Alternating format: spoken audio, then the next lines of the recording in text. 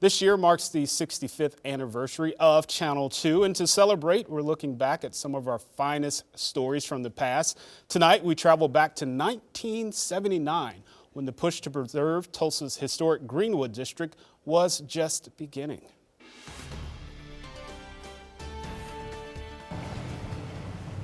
If you haven't been in Tulsa a long time, you might find it hard to believe, but at one time, this was one of Tulsa's most prosperous business districts.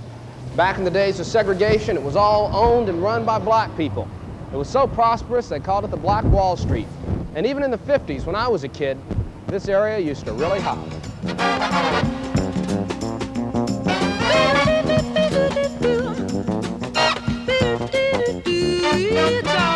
When Milt Goodwin walks down Greenwood, he remembers the good old days too, because he grew up on this street back in the 30s.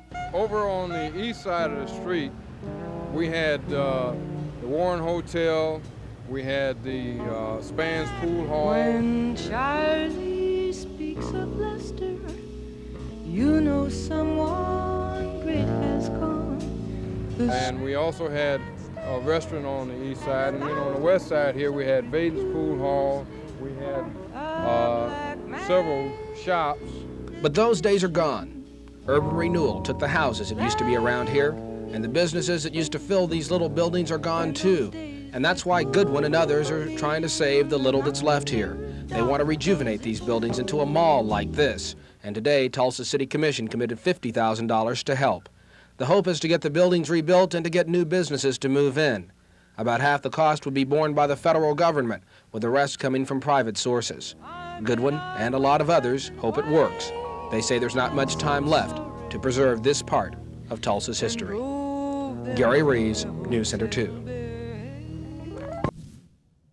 If you look at that 1979 rendering next to a fairly recent picture of Greenwood, you can see it looks pretty similar, but Ashley Phillipson with the mayor's office says there's still lots of work to be done. So there's a lot of momentum in Greenwood. There's a lot of eyes on our city just because we're coming up on the 100th anniversary of the Tulsa Race Massacre.